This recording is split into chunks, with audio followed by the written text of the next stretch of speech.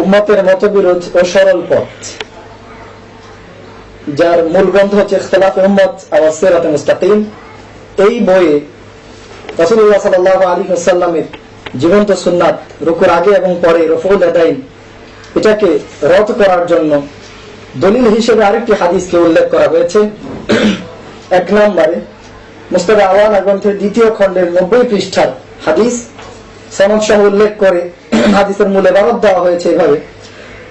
ক্বালা, বর্ণনাকারী বলছেন, আব্দুল্লাহ ইবনে ওমর বলছেন, রাআইতু রাসূলুল্লাহ সাল্লাল্লাহু আলাইহি ওয়াসাল্লাম, আমি আল্লাহর নবী সাল্লাল্লাহু আলাইহি ওয়াসাল্লামকে দেখেছি, ইযা ফাতাহা সালাত রাফা ইয়াদাইহি হাত্তা ইউহাদিয়া বিহিমা, আমি আল্লাহর নবীকে দেখেছি যখন সালাত শুরু করতেন তখন হাত উত্তোলন করতেন এবং কাঁধ বরাবর উঠাতেন। ওয়া ক্বালা বা'দুহুম হাযওয়া মানকিবাইহি, ওয়া ইযা আরাদা আন ইয়ারকা, আর যখন রুকু করতে ইচ্ছা করতেন, ওয়া বা'দা মা ইয়ারফাউ রা'সাহু মিনার রুকু, এবং রুকু থেকে মাথা উঠানোর পরে লা ইয়ারফাউহুমা, দুই হাত উত্তোলন করতেন না। ওয়া ক্বালা বা'দুহুম, আর কেউ কেউ বলেছেন, ওয়া লা ইয়ারফাউ বাইনাস সাজদাতাইন, দুই সাজদার মাঝখানে হাত উঠাতেন না। এখানে এই হাদিসে রুকুর আগে এবং পরে রাসূলুল্লাহ সাল্লাল্লাহু আলাইহি ওয়াসাল্লাম হাত উঠাতেন না বলে যে হাদিসটি বর্ণিত হয়েছে, এটির ক্ষেত্রেও আমরা একই কথা বলবো। মুস্তাদ হুমায়দির হাদিসের ক্ষেত্রে যেমন হাদিসের মূল ইবারতের মধ্যে বিকৃতি ছিল, এখানেও ঠিক একই কাজ হয়েছে। এক্ষেত্রে আমরা মুস্তাদ হুমায়দির বেশ কয়েকটি নুসখা দেখব। প্রথমত মুস্তাদ হুমায়দির দেওবন্দি নুসখা, যেটার 2য় খণ্ডের 90 নম্বর পৃষ্ঠার হাদিস উল্লেখ করা হয়েছে। এইখানে এই ইবারতটি রয়েছে যে যখন রাসূলুল্লাহ সাল্লাল্লাহু আলাইহি ওয়াসাল্লাম রুকু করতে ইচ্ছা করতেন, ওয়া বা'দা মা ইয়ারফাউ রা'সাহু মিনার রুকু'i, এবং রুকু থেকে মাথা উঠানোর পরে লা ইয়ারফাউহুমা, উভয় হাত উত্তোলন করতেন না। এই হাদিসটি ইমাম আবু আওয়ানা তার গ্রন্থে নিয়ে এসেছেন যেই অধ্যায়ের অনুকূলে, সেই অধ্যায়টার দিকে যদি আমরা দৃষ্টি নিক্ষেপ করি তাহলে স্পষ্টভাবে বুঝতে পারি যে হাদিস রুকুর আগে পরে রফউল ইয়াদাইনের বিপক্ষে হওয়ার সম্ভব না, বিপক্ষে হওয়ার কোনো সম্ভাবনা নেই। নিঃসন্দেহে এই হাদিস রফউল ইয়াদাইন এর পক্ষে ছিল। তিনি অধ্যায় রচনা করেছেন বায়ানু রাফউল ইয়াদাইনি, রফউল ইয়াদাইনের অধ্যায়, ফিফতিতাহিস সালাতি, সালাত শুরু করার সময়, ক্বাবলা তাকবীরি, তাকবীরের পূর্বে, বিহিদা ইমান কিবাইহি, দুই কাঁধ বরাবর, ওয়ালির রুকুই, এবং রফউল ইয়াদাইনের বর্ণনা রুকুর জন্য, ওয়ালি রাফই রাসিহি মিনার রুকুই, এবং রুকু থেকে মাথা উঠানোর সময় রফউল ইয়াদাইনের বর্ণনা, ওয়া আন্নাহু লা ইউরফাউ বাইনাস সাজদাতাইন, ওয়া আন্নাহু লা ইয়ারফাউ বাইনাস সাজদাতাইন, কিন্তু দুই সাজদার মাঝখানে রফউল ইয়াদাইন করবে না।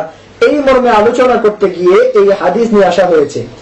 সালাত শুরুর সময়, রুকুর আগে, রুকুর পরে রফউল ইয়াদাইন করার প্রমাণে হাদিস আনা হয়েছে এই অধ্যায়ে, এবং দুই সাজদার মাঝখানে রফউল ইয়াদাইন নেই সেই প্রমাণে হাদিস আনা হয়েছে। তাহলে প্রথম হাদিসটি কিভাবে রফউল ইয়াদাইন না করার হতে পারে?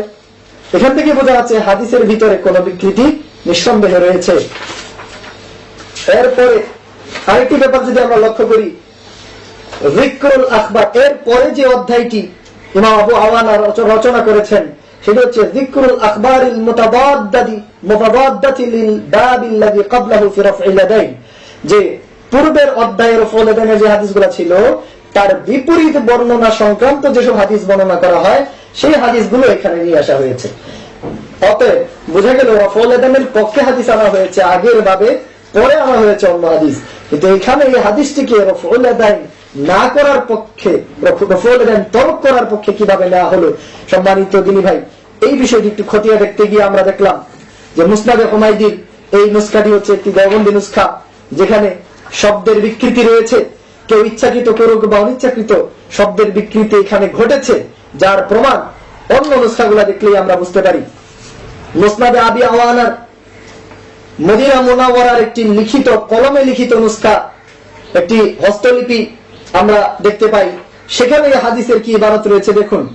সেখানে বলা হয়েছে যে রাআইতু রাসূলুল্লাহ সাল্লাল্লাহু আলাইহি ওয়াসাল্লাম, আমি আল্লাহর রাসূল সাল্লাল্লাহু আলাইহি ওয়াসাল্লামকে দেখলাম, ইযা ফাতাহা সালাত রাফা ইয়াদাইহি হাত্তা ইউহাদিয়া বিহিমা, যখন তিনি সালাত শুরু করলেন দুই হাত উত্তোলন করলেন, ওয়াকাল বা'দুম হাযওয়া মানকিবাইহি, দুই কাঁধ বরাবর হাত উত্তোলন করলেন, ওয়া ইযা আরাদা আন ইয়ারকা, আর যখন রুকু করতে ইচ্ছা করলেন তখনও, ওয়া বা'দা মা ইয়ারফাউ রা'সাহু মিনার রুকু, আর রুকু থেকে মাথা উঠানোর পরেও তিনি রফউল ইয়াদাইন করেছেন।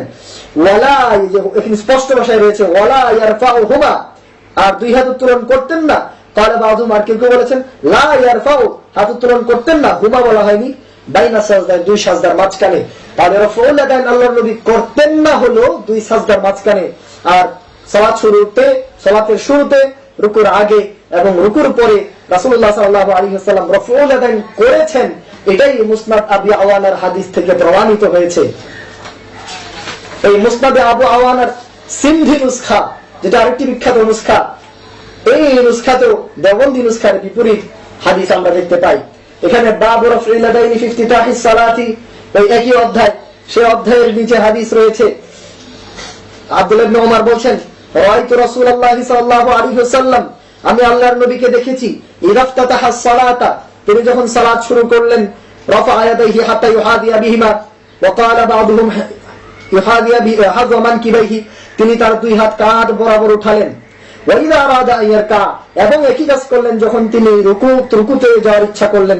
ওয়া বা'দা মা ইয়ারফাউ রা'সাহু মিনার রুকু, এবং ঠিক একই ভাবে রুকু থেকে ওঠার পরে ওরা ফলদান করলেন। ওয়ালা ইয়ারফাউহুমা, আর কেউ বলেছেন ওয়ালা ইয়ারফাউ বাইনা সাজদাতাইন, আর কেউ বলেছেন লা ইয়ারফাউ, কেউ বলেছেন লা ইয়ারফাউহুমা। এই হুমা শব্দের পার্থক্য যে তিনি হাত উঠাতেন না, তিনি উঠাতেন না, আর কেউ বলেছেন স্পষ্ট করে তিনি দুই হাত উঠাতেন না, বাইনা সাজদাতাইন, দুই সাজদার মাঝখানে। তাহলে আলাদা বাক্যের মধ্য থেকে ওয়াও বাদ দিয়ে বাক্য এদিক ওদিক করে রাফউল ইয়াদাইন রুকুর আগে এবং পরে আল্লাহর নবী করেননি প্রমাণ করা যে অপপ্রয়াস এই মুসনাদে আবি আওয়ানার হাদিসের মধ্যে চালানো হয়েছে, নিঃসন্দেহে এটা রাসূলুল্লাহ সাল্লাল্লাহু আলাইহি ওয়াসাল্লামের হাদিসকে বিকৃত করার একটি ঘৃণ্য অপপ্রয়াস। আমরা উলামায়ে কেরামের ব্যাপারে ভালো ধারণা পোষণ করি, হতে পারে এই ভুল এক সময় লিখার ভুলের মাধ্যমে ভুলের কারণে হয়েছে, হতে পারে কেউ ভুল করে এটা লিখে দিয়েছে, নিজেও জানতো না। কিন্তু যারা এটাকে দলিল প্রমাণ হিসেবে পেশ করছে তাদের উচিত এই মুসনাদে আবি আওয়ানার প্রাচীন নুসখাগুলোর সাথে এটা মিলিয়ে দেখা, আসলে এই হাদিস কিভাবে মুসনাদে আবু আওয়ানা আসলো। অধ্যায় রচনা করেছেন ইমাম আবু আওয়ানা রুকুর আগে পরে রাফউল ইয়াদাইন করার সপক্ষে হাদিসের, আর প্রথমেই তিনি হাদিস নিয়ে আনবেন রুকুর আগে পরে রাফউল ইয়াদাইন করেননি সেই হাদিস। তাহলে এটা কি করে হতে পারে? কমন সেন্স থাকলেও আমরা বুঝতে পারি যে রাফউল ইয়াদাইন রাসূলুল্লাহ সাল্লাল্লাহু আলাইহি ওয়াসাল্লাম রুকুর আগে এবং পরে করেছেন, একথার বর্ণনা দিয়েই মুসনাদে আবি আওয়ানা ইমাম আবু আওয়ানা হাদিস বর্ণনা করেছেন।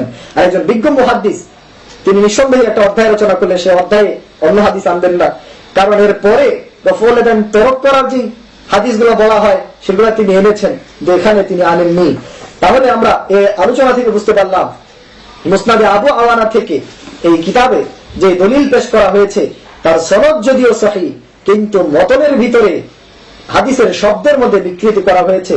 আর আমরা একটু আগেই শুনলাম যে ওয়াহির মধ্যে বিকৃতি করা এটা মুসলিমদের বৈশিষ্ট্য নয়। তাই আমরা আলেমদের কাছে এটা আশা রাখতে পারি যে ভুল ক্রমে যদি এই ঘটনা ঘটে থাকে তাহলে আমরা বর্তমানে যেন সকলেই একথা জানার পর সতর্ক হই, কখনো যেন বিকৃত শব্দের হাদিস দিয়ে দলিল পেশ না করি। এতে রাসূলুল্লাহ সাল্লাল্লাহু আলাইহি ওয়াসাল্লামের সুন্নাত যদি দুনিয়া থেকে বিদায় নেয়, এতে যদি রাসূলুল্লাহ সাল্লাল্লাহু আলাইহি ওয়াসাল্লামের উম্মাত সুন্নাত থেকে দূরে সরে যায়, তাহলে এই দায়ভার কে নিবে?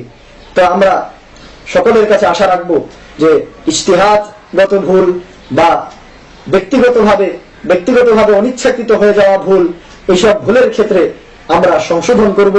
যখন আমাদের ভুল ধরা পড়বে সাথে সাথে আমরা সংশোধন করে নিব।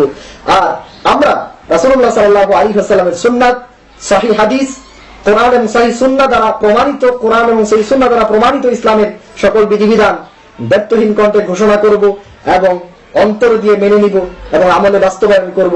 এতেই রয়েছে নাজাত, এতেই রয়েছে মুক্তি। এটাই রাসূলুল্লাহ সাল্লাল্লাহু আলাইহি ওয়াসাল্লামের উম্মতের বৈশিষ্ট্য হওয়া উচিত। আসসালামু আলাইকুম ওয়া রাহমাতুল্লাহি ওয়া বারাকাতুহু।